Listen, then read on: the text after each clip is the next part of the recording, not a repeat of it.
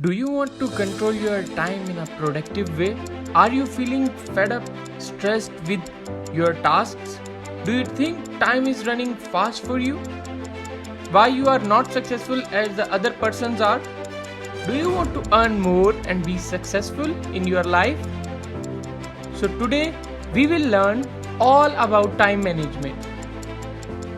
So the sequence of this video will be, we will introduce ourselves with time management, we will learn how to manage time, we will learn how to use the time effectively, we will learn about the 4 benefits of time management, we will learn about the consequences of poor time management, and the last, how to improve time management skills or how we can improve our productivity keeping the time flow in mind. So first we will review about the definition of time management. आइए देखते हैं कि time management की definition क्या कहती है। सो time management एक ऐसा प्रोसेस है जिसमें लोग कामों की मंसूबाबंदी करते हैं और तरतीब देते हैं ताकि वो मुख्तलिफ कामों के लिए वक्त को तकसीम कर सकें, डिवाइड कर सकें अपने टाइम को।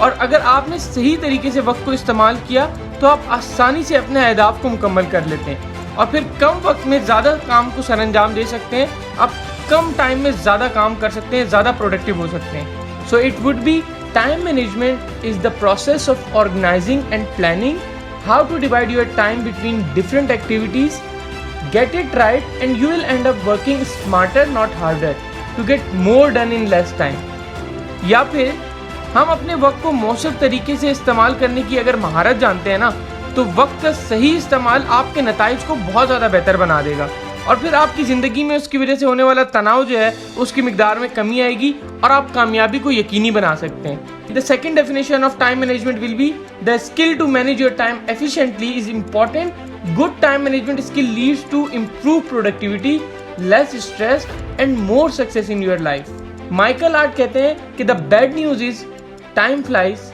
But the good news is you are the pilot. Michael कहते हैं कि बुरी खबर ये है कि वक्त जो है वो परवाज करता है, जबकि अच्छी खबर ये है कि आप उसके पायलट हैं। आप उसे सही डायरेक्शन में अगर फ्लाई करवा लेते हैं तो फिर कामयाबी आपकी कदम चूमेगी। अब हम देखते हैं कि हमें वक्त को मुनज़्ज़म करने की ज़रूरत क्यों है या why we need to manage our time. सबसे पहला फ़ायदा जो हमें होता है ना, इससे वो होता है कि हमारा जो वर्क आउटपुट है ना वो इंक्रीज़ हो जाता है। काम करने की पैदावारी को बढ़ाना, टू इंक्रीज़ वर्क आउटपुट। अगर आपके पास 2 प्रोजेक्ट्स हैं जिनके ऊपर आपने प्रपोजल राइटिंग करनी है और आपने एक प्रोजेक्ट को करने में अपना पूरा दिन लगा दिया और उसी के ऊपर काम करते रहे, उसी के नोट्स बनाते रहे, तो फिर आप दूसरे काम को उसी टाइमलाइन में मुकम्मल नहीं कर सकेंगे और आपका जो टाइम है, वर्किंग आवर्स जो हैं वो आपके ख़त्म हो जाएंगे। फिर आप उस काम को जब कंप्लीट नहीं कर पाएंगे तो फिर आपको उस काम को सरअंजाम देने के लिए मज़ीद वक्त दरकार होगा। मज़ीद वक्त जब दरकार होगा तो आपका वर्क फ्लो ख़राब हो जाएगा और फिर ऐसे मौके पे आपको स्ट्रेस फील होना शुरू हो जाएगी। The second point is to save the time, कि वक्त बचाने के लिए आप हर काम वक्त पर करेंगे तो आपके पास वक्त बचेगा। आप अगर खुद को मज़ीद कामयाब बनाना चाहते हैं तो आपको अपनी टाइमलाइन को फॉलो ज़रूर करना है। फिर आप जो है ना आपके डिक्लाइनिंग ग्राफ को जो है ना प्रोडक्टिविटी की तरफ लेके जा सकते हैं। आप कुछ नया सीख सकते हैं, आप अपनी ज़िंदगी में चेंज ला सकते हैं और ऐसी चीज़ें जिनको करना आपको अच्छा लगता है अगर आपने वो सीख ली तो आप और ज़्यादा प्रोडक्टिव हो जाएंगे उनके अंदर। तो फिर आपका जो ग्राफ है वो कामयाबी की तरफ डाइवर्ट हो जाएगा और आप इम्प्रूव करने लग जाएंगे अपनी चीज़ों के अंदर। The third point is to reduce the stress, के कशीदगी को कैसे कम करते हैं। तो स्ट्रेस क्या है, आपने जो काम नहीं किया, जो आपका काम रह गया था, अभी मैंने आपको बताया, आप उस काम को जब सरअंजाम देने के लिए आप अपने ऑफिस टाइम के बजाय अपने घर के टाइम में से उसको शेड्यूल करके टाइम देंगे, अपने पर्सनल टाइम में से उसको टाइम देंगे, तो उसकी वजह से आपकी पूरी रूटीन डिस्टर्ब हो जाएगी। मिसाल के तौर पे आपने 6 बजे कहीं आउटिंग पे जाना था, अब आप नहीं जा सकते और फिर क्या होगा कि आपको स्ट्रेस होगी। स्ट्रेस को कैसे ओवरकम कर सकते हैं या फ्रीडम फ्रॉम स्ट्रेस कैसे हासिल कर सकते हैं, उसके लिए एक वीडियो है जिसका लिंक आपकी कंप्यूटर या मोबाइल स्क्रीन पर शो हो रहा होगा। आप अपने फ्री टाइम में ज़रूरी से देखें और लर्न करें कि आप विशियस साइकिल को कैसे ओवरकम कर सकते हैं स्ट्रेस को मैनेज करने के लिए। अब हम चलते हैं अपने 4th पॉइंट की तरफ। जब आप काम को वक्त पर या उससे पहले मुकम्मल कर लेते हैं ना, तो आपको अपने अंदर उस काम को तकमील करने का एक ऐसा एहसास, एक ऐसी खुशी महसूस होती है कि आप पुरसुकून महसूस करते हैं और वो जो है ना आपकी मोटिवेशन का बाइस बन जाती है। नंबर 5th पॉइंट इज़ कि आपको ज़्यादा time, more time for your daily life, आपको अपनी रोज़मर्रा की ज़िंदगी के लिए ज़्यादा टाइम मिलता है। जब आप अपने हर काम को मुनज़्ज़म तरीके से या मनसूबाबंदी से करते हैं ना, तो आपके पास वक्त जो है वो बच जाता है आपकी फैमिली के लिए, और फिर आप अपनी फैमिली को उसमें टाइम दे सकते हैं, उनके साथ डिनर कर सकते हैं, आपको गेम खेलना अच्छा लगता है तो आप गेमिंग कर सकते हैं, आपको मूवी देखना अच्छी लगती है तो आप बाहर अपने दोस्तों के साथ, फैमिली के साथ मूवी देखने जा सकते हैं, या फिर अगर आपको सोशल मीडिया स्क्रॉल करना अच्छा लगता है तो आप वहाँ पर स्क्रॉल कर सकते हैं और सोशल मीडिया अपडेट्स देख सकते हैं। तो ये सारी चीज़ें हैं कि हमें अपने वक्त को मुनज़्ज़म करने की ज़रूरत क्यों है, ताकि हमें ये प्रोडक्टिविटी हासिल हो सकें, ये सारी चीज़ें हम इंजॉय कर सकें। अब हम बात करते हैं कि हम अपने वक्त को मौसर तरीके से इस्तेमाल कैसे कर सकते हैं, मतलब इफेक्टिव वे में इस्तेमाल कैसे कर सकते हैं। द आइजनहॉवर मैट्रिक्स के थ्रू हम बात करते हैं कि हम अपने वक्त को कैसे इफेक्टिव बना सकते हैं। आइजनहॉवर कहते हैं, करें वो काम जो सबसे अहम और ज़रूरी हैं, जैसा कि ऐसे काम जिनके नताइज अहम हो और उनको मुकर्रर वक्त में तकमील करना हो, उनको आपने फ़ौरन सर अंजाम देना है। अब आप 80-20 रूल अगर आपको याद हो, मैंने पढ़ाया था कि ऐसे काम जिनसे आपको आपकी 80% एफर्ट लेके 20% बेनिफिट होता है, आपने ऐसे कामों को नहीं करना, बल्कि ऐसे काम जो आपकी 20% एफर्ट लेके 80% आउटकम जनरेट करें, आपने उन कामों को फोकस करना है। द सेकेंड पॉइंट जो आइजनहॉवर मैट्रिक्स का है, ऐसे काम जो बिलाशुबा अहम है लेकिन उनको सरअंजाम देने के लिए कोई मखसूस डेडलाइन नहीं है आपके पास, तो उनको आपने अपने सेकंड नंबर पर प्रायोरिटाइज करना है। जैसे कि आप किसी प्रोजेक्ट से रिलेटेड कोई टास्क कर रहे हो जिसका फ़ायदा आपको उस प्रोजेक्ट में होने वाला हो, जो कि आज उसकी डेडलाइन नहीं है, 1 हफ्ते बाद या 1 महीने बाद है, तो वो आप उस प्रोजेक्ट के लिए छोटे छोटे काम को सेकंड नंबर पर प्रायोरिटाइज करें अपने इंपॉर्टेंट कामों के बाद। नंबर 3 पर है कि ऐसे काम जिनको सर अंजाम देने के लिए आपका बजाते खुद मौजूद होना ज़रूरी नहीं है या करना ज़रूरी नहीं है। जैसे कि कोई भी ऐसा काम कि जिसको आप किसी और से भी करवा सकते हैं। आपने ऑफिस में बैठे हुए आपने कॉफ़ी बनानी है, आप उसमें अपने 15 मिनट कंज्यूम ना करें, बल्कि आप किसी और से वो बनवा लें। या फिर आप किसी को पार्टिसिपेंट्स हैं किसी मीटिंग के लिए, आप उन्हें रिमाइंडर देना चाहते हैं तो आप खुद ना दें, आप किसी और से हेल्प लें। या फिर आपने किसी मीटिंग के मिनट्स नोट कर रहे हैं, आप प्रेजेंटेशन दे रहे हैं, तो आप इस काम में किसी और से हेल्प ले लें। और आखिर में कि ऐसे काम जिनको ख़त्म करना या जिसके बारे में आपका सोचना ज़रूरी नहीं है, आपने अपनी ज़िंदगी से उनको डिलीट कर देना है। जैसे कि ऐसे काम जिनका कोई अहमियत ना हो लेकिन वो आपको आपके अहदाफ तक पहुंचने में रुकावट का बाइस बन रहे हो, तो उनसे आपने बिल्कुल दूर रहना है। ऑफिस में किसी दूसरे मौजू पर बातचीत चल रही थी और आपने उसमें पार्टिसिपेट करना शुरू कर दिया, तो आपने अपने आप को उस डिस्ट्रैक्शन से बचाना है कि किसी और अहदाफ के बारे में सोचना है जो उस दिन के आपके टाइम शेड्यूल के अंदर या टू डू लिस्ट में शामिल नहीं है, तो उसको आपने फोकस नहीं करना बल्कि उसको डिलीट कर देना है अपनी थॉट से।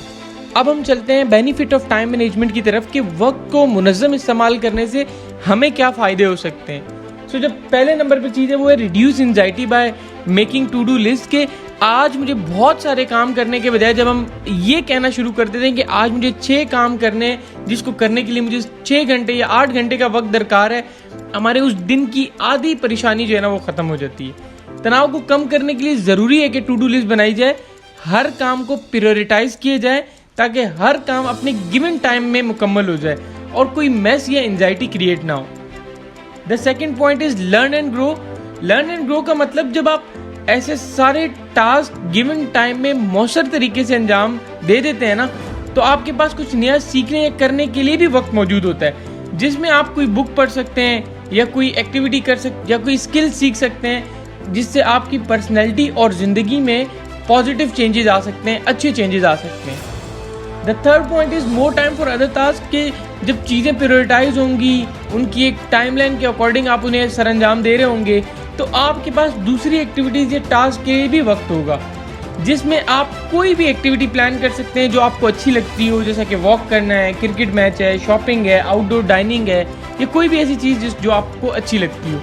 नंबर 4 इज़ सेल्फ डिसिप्लिन, कि हम नज़्म व ज़ब्त की मदद से अपनी बिखरी हुई ज़िंदगी को अलाइन कर सकते हैं। Discipline is very important in our life, के आप अपने बिखरे हुए कामों को अलाइन करके जब हम सरअंजाम करेंगे तो लोग आपको देखकर भी एक पॉजिटिव मैसेज देंगे कि जी ये बड़ा बंदा सेल्फ डिसिप्लिन है ये बंदा। So this was all about benefits.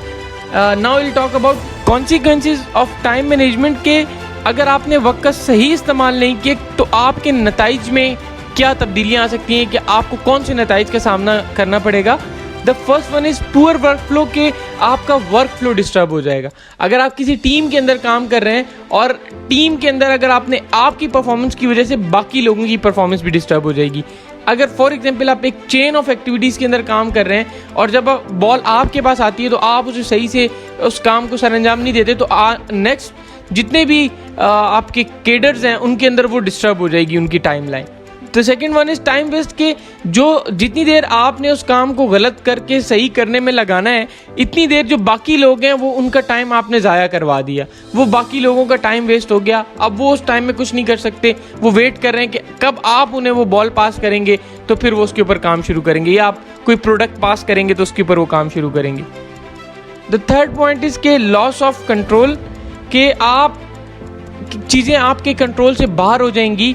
आप जो है ना टाइमली अपने गोल्स को, अपने टारगेट को अचीव नहीं कर पाओगे, क्योंकि आपने जो उसके अंदर टाइम कंज्यूम किया है, जो आपने एक्स्ट्रा टाइम उसमें कंज्यूम किया है, उसकी वजह से आपको यही कॉन्सिक्वेंसेस होंगे कि आपका कंट्रोल उस चीज़ के ऊपर ख़त्म हो जाएगा। हो सकता है कि आपको उस काम को ख़त्म करने में 5, 6, 7 बज जाएँ, जो काम आपने 4 बजे ख़त्म करना था। तो चीज़ें आपके कंट्रोल से अब बाहर हो जाएंगी।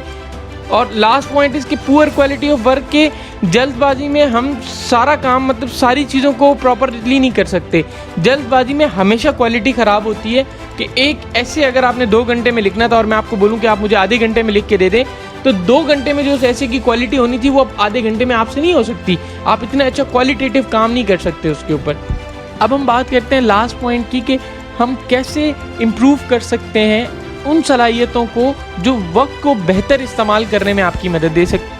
सो the number 1 is following the Harvard theory, कि आप इम्पॉर्टेंट और अर्जेंट, मोस्ट अर्जेंट टास्क को आइडेंटिफाई करें। नंबर 2 इज़ के जो आपने प्रायोरिटाइज कर ली है ना अर्जेंट एंड मोस्ट इम्पॉर्टेंट, अब आप उनको फ़ौरन सरअंजाम दे दें, फ़ौरन उनके ऊपर काम करना शुरू कर दें। The third point is before committing anyone, check your schedule, you have time for it or not, कि जब आप किसी के साथ हामी भर रहे हो किसी चीज़ की, तो पहले आप लोगों ने देख लेना है कि आपके पास उस काम को सरअंजाम देने का टाइम भी है या नहीं है। Fourth point is don't make yourself a machine, take rest, do what makes you happy, कि आप अपने आप को मशीन ना बनाएं, आराम करें, वो काम करें जिसे आपको करने में खुशी मिलती हो। नंबर 5th पॉइंट इज के organise your work plan in order to avoid distraction, आप काम करने की जगह को ऑर्गेनाइज रखें, चाहे वो कंप्यूटर में फोल्डर ही क्यों ना हो, ताकि आप डिस्ट्रैक्ट ना हो। आपको पेन चाहिए तो आप उठ के कहीं आपको जाना ना पड़े, आपके टेबल पे मौजूद होना चाहिए।